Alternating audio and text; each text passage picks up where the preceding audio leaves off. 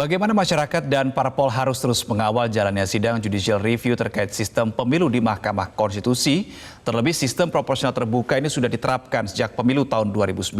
Dan bagaimana menjaga agar hakim ini bisa tetap teguh mempertahankan putusan Mahkamah Konstitusi pada tahun 2008 silam? Kita tanyakan saja langsung kepada mantan Hakim Konstitusi Marwarar Siahaan yang juga merupakan saksi hidup dalam putusan MK soal sistem pemilu pada tahun 2008 lalu. Selamat pagi, Prof. Maru. Selamat pagi.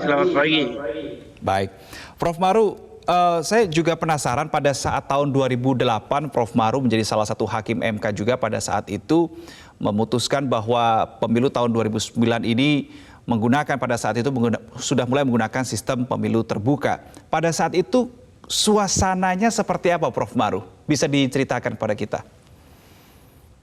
Ya, saya kira hanya pada saat itu kita melihat pada waktu itu suatu komplain yang diajukan oleh anggota-anggota atau calon anggota DPR yang merasakan bahwa sistem yang proporsional tertutup itu hanya mengandalkan apa yang dikatakan satu inisiatif partai di dalam mengemukakan calon-calon atau wakil rakyat itu.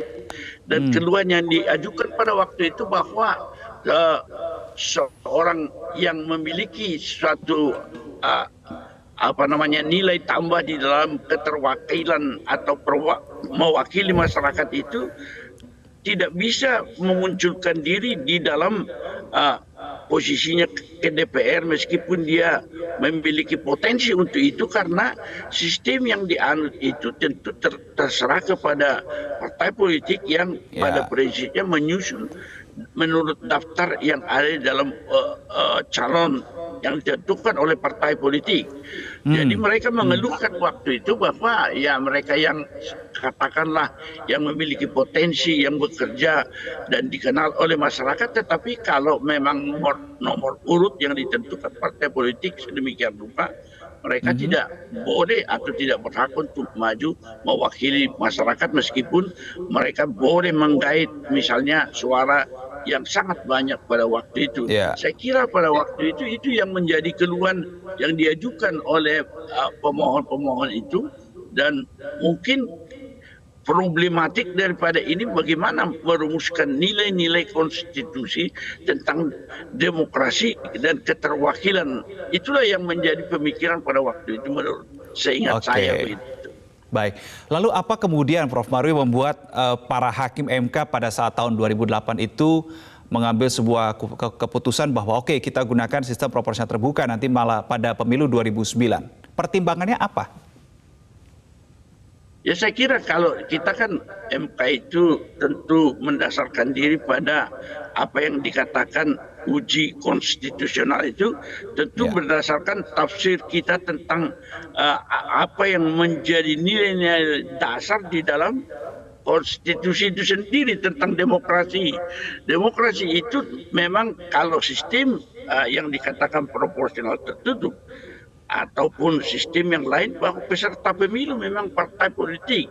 Tetapi dengan apa yang dikatakan bahwa fungsi partai adalah mencoba melakukan kaderisasi pimpinan-pimpinan termasuk oleh anggota DPR, maka itu menjadi sesuatu yang agak dikatakan itu aspek demokratisasi itu, di mana rakyat yang diwakili itu memilih wakilnya, tentu bukan hanya masalah partai politik, tetapi aspek individual yang menggambarkan keterwakilan itu. Saya kira itu yang menjadi pemikiran pada waktu itu. Apakah memang tepat ini dengan sistem ini melulu, ataukah memang ada satu kombinasi lain?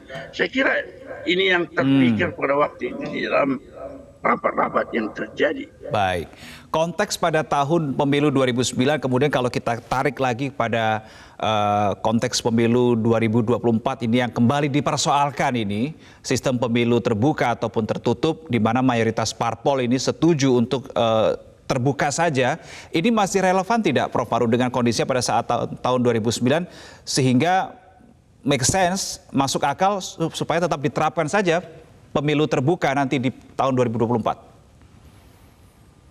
Memang apa yang telah ditentukan dengan proporsional terbuka itu ada beberapa aspek yang menurut saya yaitu masalah komplikasi yang muncul di dalam internal partai juga, dan juga mungkin menjadi sesuatu yang boleh dikatakan agak sedikit mahal begitu. Oleh karena itu menjadi pemikiran apakah suatu sistem demokrasi itu bisa kita menjamin dia tidak mahal dengan adanya suatu sistem di mana suara terbanyak itu menjadi suatu ukuran yang menjadi pegangan di dalam penentuan calon terpilih itu, meskipun dia memiliki nomor urut yang jauh misalnya di belakang, sehingga kita melihat bahwa salah satu konflik internal di partai atau katakanlah sengketa pemilu boleh juga di antara anggota partai tersendiri yang terjadi, sehingga komplikasi di katakanlah di MK itu menjadi jumlah perkara itu juga menjadi banyak, dan partai tersendiri membutuhkan suatu proses tentang bagaimana untuk membenarkan suatu gugatan sengketa pemilu yang diajukan oleh anggota-anggota satu partai sendiri.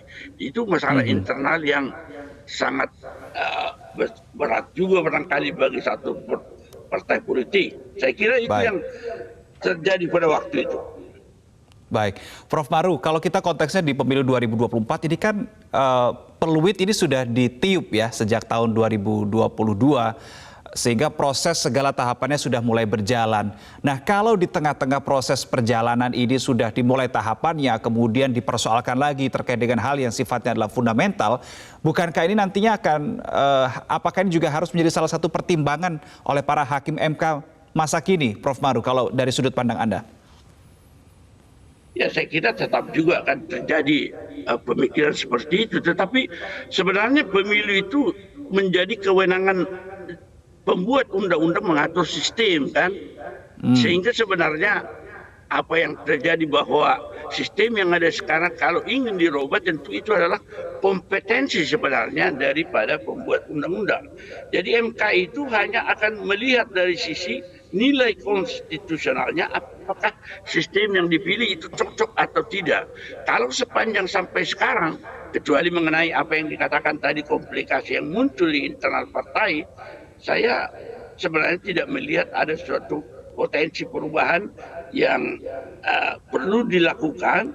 Karena kalau perlu juga dilakukan tentu DPR sendiri ya sudah akan menentukan itu sejak awal. Tetapi sekarang ada permohonan seperti ini, saya kurang tahu apakah pemohon itu adalah juga merupakan atau pasti juga merupakan anggota di partai politik tertentu karena meminta untuk dikembalikan kepada sistem proporsional tertutup itu. Saya kira ini akan menjadi suatu pertimbangan bagi hakim-hakim MK nanti. Baik, Prof. Maru, terakhir, realitas sistem pemilu terbuka sukses dan tidak ada kendala ya di pemilu 2009, 2014, 2019, bahkan partisipasi publik ini juga meningkat. Apa catatan positif yang Anda lihat di sini dengan prinsip sistem proporsional terbuka, Prof. Maru? Ya, menurut saya kalau itu sesuatu sistem yang sudah berhasil, tentu kita tidak akan berupaya untuk mengganti apa yang sudah baik.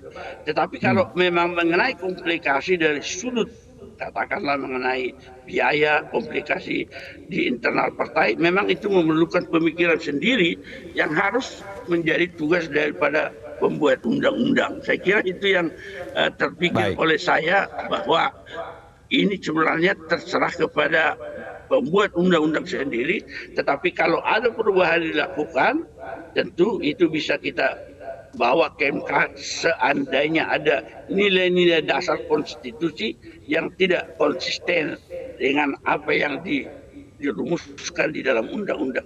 Saya kira ini yang menjadi catatan kita. Baik, terima kasih Prof. Marwarar Siahaan, mantan Hakim MK sudah bergabung bersama kami di Metro Pagi Prime Time dan berbagi sudut pandang. Selamat pagi, Prof. Maru.